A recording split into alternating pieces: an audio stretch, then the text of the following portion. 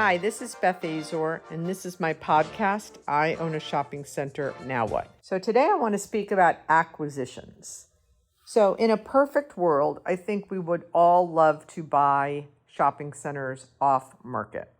And I have successfully done that, I think, 4 times. Now, or maybe even more than 4 times, but I think around 4 times.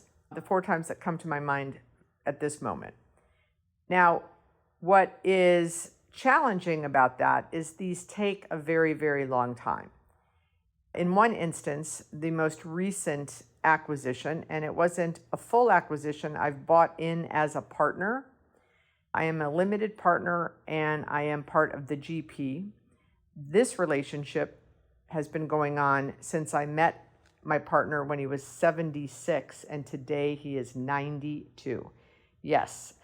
When I met him, he owned the shopping center in between 2 shopping centers that I owned, and I obviously wanted to add his center to my portfolio, but he was not interested in selling. Every 3 months, I would call him, and he would pick up the phone after probably the 4th or 5th time I called, and he would say, "No, Beth, I don't want to sell to you." And I realized after a few years of doing that, I needed to change my strategy. So what I did is I said, okay, I need to figure out how to provide this man value so that we can cultivate the relationship.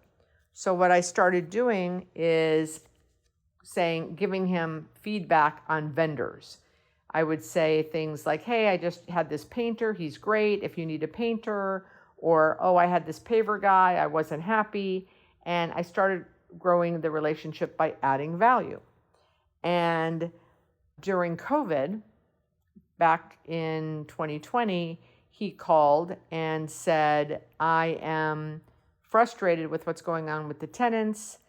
I'm getting too old for this. I'm 86 years old or 87, and I just don't want to deal with the tenants. Would you take over as manager? Would you manage the property?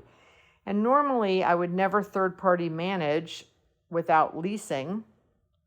But in this case, if you haven't heard about the nose of the camel in the tent, look that up. So that was the plan, is I wanted to get the nose of the camel in the tent, meaning I wanted to get in his inner circle. And I thought that might lead to bigger and better things. So during COVID, I took over the management, and there was 1 vacancy, and I told him I would lease that space for free for no commission. And he said, no, of course I'll pay you a commission. And while I was with him showing space to a prospect, he said to me, oh my gosh, I just thought of something. I know for a way that you can buy into the shopping center. One of my partners, my limited partners, wants to sell, and we put it out to the rest of the group, and no one wants to buy her shares. So you should come in and buy her shares. And I was able to buy 2.25%.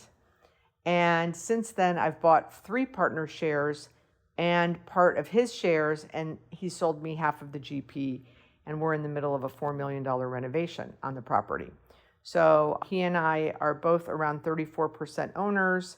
We are 50-50 GPs, and then we have some limiteds that I continue to try to buy out. So a long time in coming, like I said, 16 years, but so worth it. It will probably be one of the best deals I've ever done, and I'm very excited about it. So that was one situation. Another situation was that I wanted to buy another shopping center on the same street, but about, I don't know, maybe half a mile down. And the same thing, this guy's name was Stanley. He was 87, and I kept calling Stanley to buy his shopping center. And then one day he called me, and this was about after 2 years, and he said, Beth, today is your lucky day. I'm ready to sell to you. I said, but the one hiccup is I need you to close by year end. And it was December 2nd. And I said, well, Stanley, I would love to buy the deal from you, but I can't get a loan.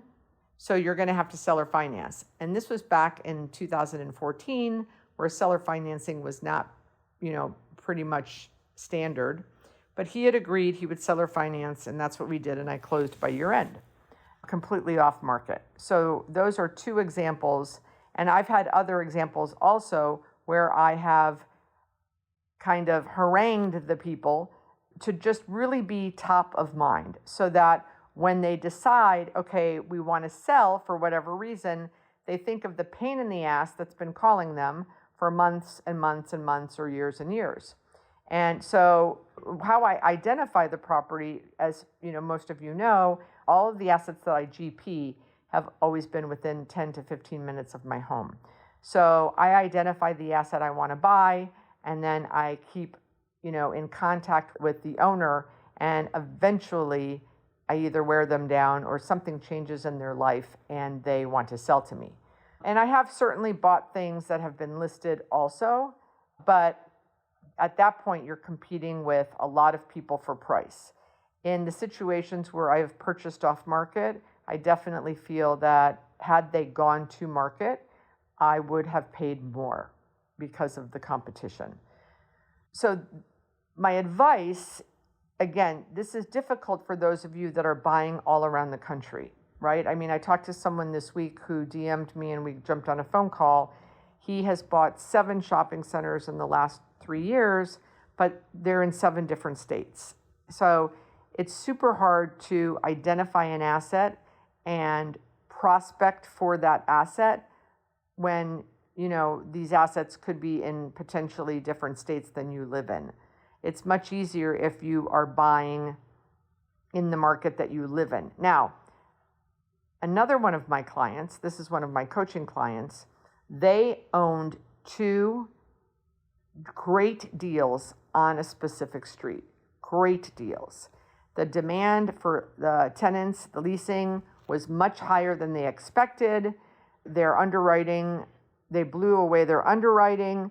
So I told them that they needed to go up and down the street of these 2 assets and just knock on doors, even if the stuff's not, they're like, these properties aren't listed. I said, I know they're not listed.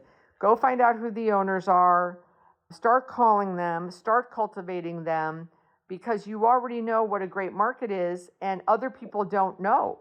And you may get lucky and cultivate a relationship with someone down the street, across the street from these 2 assets that you own. You have the inside secret. And they took my advice and they are currently under contract and I think closing next week on another asset. So if you are in a situation where you have an asset that's overperforming unexpectedly, start looking in the neighborhood for other assets. Knock on doors. Don't wait for things to be listed. You have the inside track. This is legal insider trading.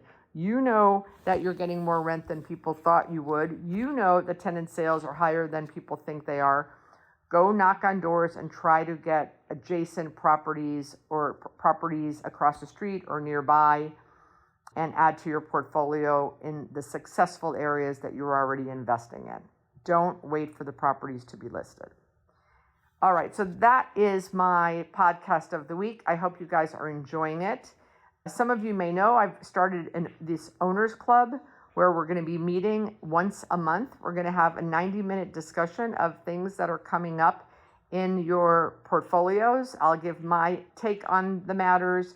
We'll have a community that can give examples and give advice from what they have experienced. It's not going to be a large group. I'm probably going to cap it, I think, less than 15 people. I think we already have 7 people signed up. We're starting next month in July. So if you are interested in joining, it's going to be a 6-month pilot, just once a month for 6 months to see if you all think it's worth it. I think it's $499 a month or $2,500 for the 6 months. So look at the information below and sign up if you're interested. And like I said, our first call will be in July. And if you like the podcast, share it, like it, and subscribe. Talk to you next week.